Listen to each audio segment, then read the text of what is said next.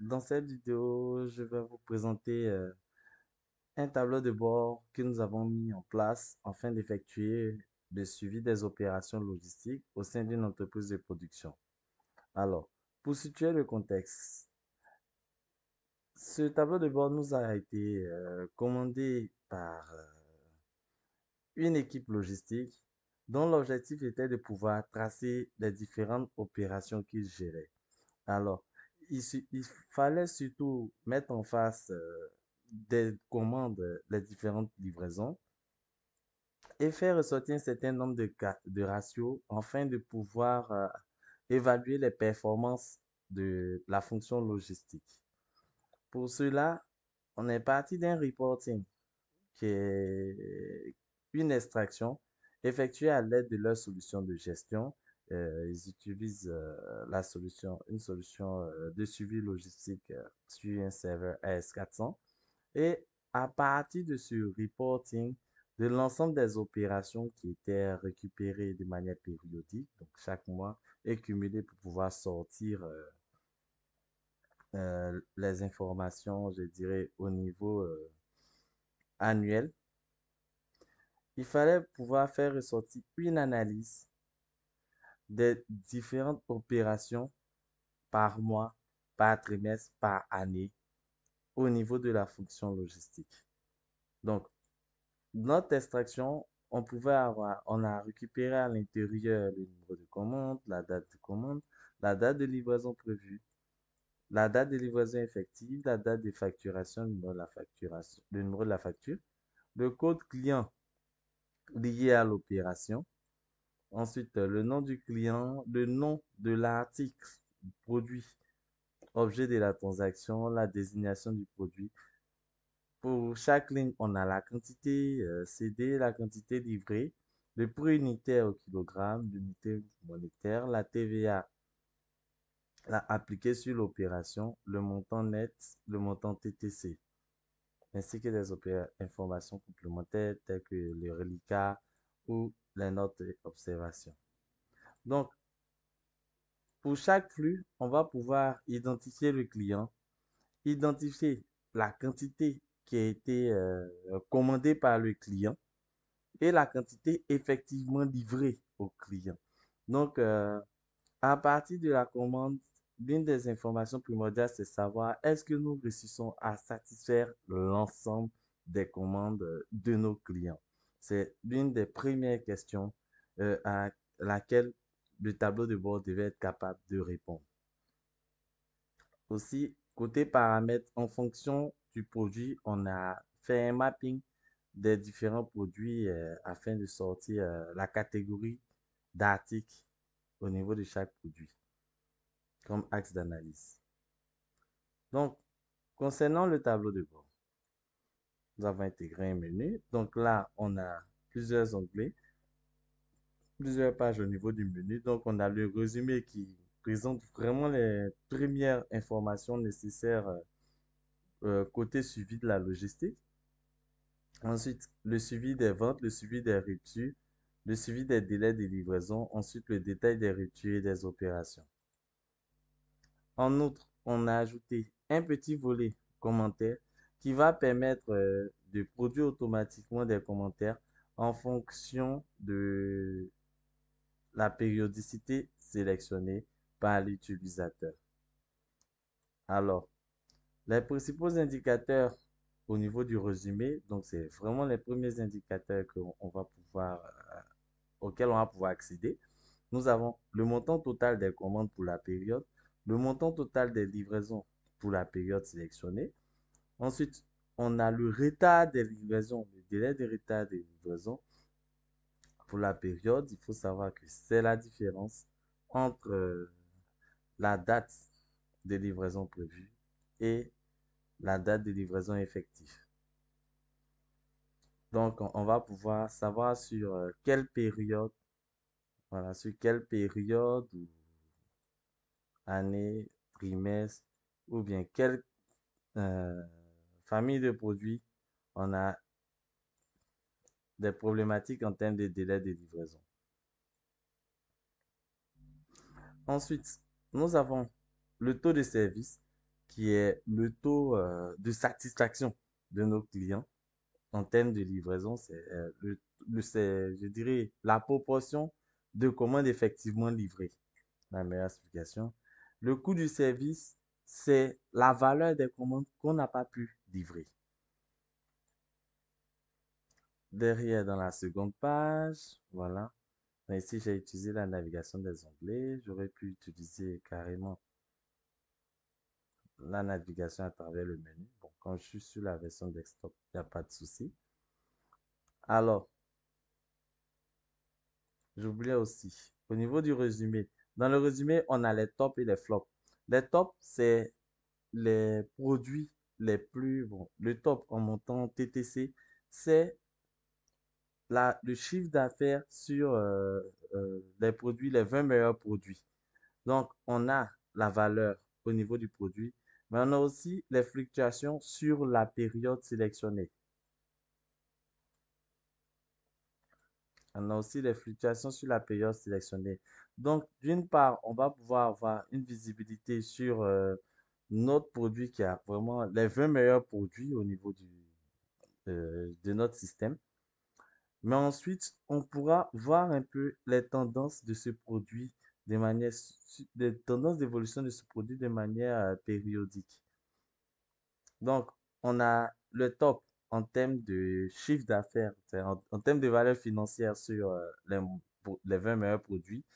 Le top aussi en termes de volume, de volumétrie pour les produits livrés. Donc, on a les 20 produits dont la quantité sont on a les 20 produits en termes de quantité où on a la plus forte, on a le plus gros volume de livraison, ainsi que les tendances périodiques par mois. En dessous, on a les flops. Les flops, c'est les 20, je dirais, côté montant, le flop 20, c'est les 20 produits qui produisent le moins de chiffre d'affaires. Même chose en termes de quantité, c'est les 20 produits dont le volume, qui ont les plus petits volumes en termes d'opération. Côté vente, voilà. Côté vente, on va avoir un peu une visibilité. Là, c'est vraiment une analyse détaillée au niveau des ventes. Donc, on a les ventes par produit, donc montant livré, ainsi que les tendances, quantité livrée, ainsi que les tendances. On a aussi les montants livrés TTC par famille de produits, donc on a une visibilité sur le montant total et on a la répartition. Ici, on sait que c'est la catégorie AA1 qui est vraiment la plus sollicitée avec 61% en termes de chiffre d'affaires livré. Ensuite, on a le montant livré TTC par mois. Donc, on a l'évolution de ces différentes valeurs pour chaque mois, pour la période sélectionnée, bien sûr. Ok. Et ça, on a le chiffre d'affaires, donc le montant livré par mois, oui, et on a les quantités livrées par mois en termes de volume. Voilà. Ensuite, on a une analyse détaillée des ruptures. En effet, côté rupture, on a vraiment l'un des objectifs de l'équipe de logistique qui nous avait sollicité était de vraiment avoir une visibilité sur les différents éléments côté rupture. Ici, attendez, voilà, j'ai mon indicateur est un peu trop gros. Voilà, là, c'est plus intéressant. Donc, je disais, c'était vraiment avoir une idée de, un focus sur les différents fonctionnements au niveau de notre système logistique. Donc là, déjà, on a le montant, le montant des commandes en rupture. C'est ça, le montant des commandes. Donc, le coût de service, c'est la valeur de, comment dirais-je, non? La valeur des articles non livrés. Voilà. Le taux de service, c'est le taux de performance en termes de livraison, j'en parlais tout à l'heure, qui va vous permettre de déterminer la proportion selon laquelle le client est satisfait. Donc ici, on a réussi à livrer 86%, 86,70% des commandes. Et ici, le taux de rupture. Donc, on n'a pas pu livrer 13%. Et la répartition de ces 13% par catégorie d'articles. Donc, on sait que dans ces 13%, on a des gros soucis de livraison sur la première catégorie, la catégorie AA01, AA03. Là, c'est vraiment les deux gros soucis. Et puis ensuite, parce que ces deux-là représentent pratiquement 60% de notre taux de rupture. Et derrière, on a la catégorie AA04 qui représente à 8%. Maintenant, on a le détail en termes de rupture pour chaque article. Donc, et cela organisé par, selon la valeur la plus élevée. Donc, on sait que l'article AA35, on n'a pas pu livrer pour 200 476 880 000 de commandes. Donc, c'est vraiment une perte énorme pour, c'est une grosse perte en tout cas.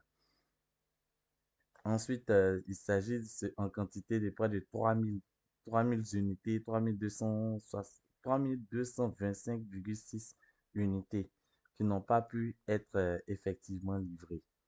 Donc, l'idée avec l'analyse des ruptures, c'est de voir un peu la valeur, la valeur des dysfonctionnements, réussir à les identifier au sein de notre système logistique.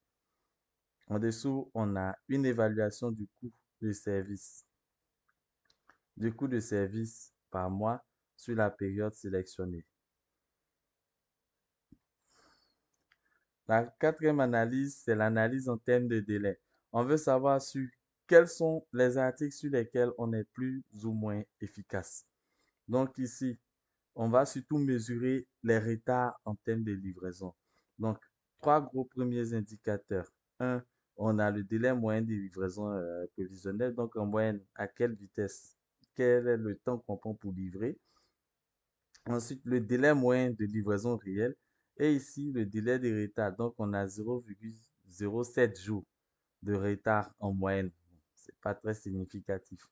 Par contre, quand on le décompose, on se rend compte que sur certains produits, on va jusqu'à une semaine de retard. Et là, quand on clique, on a le détail des commandes concernées.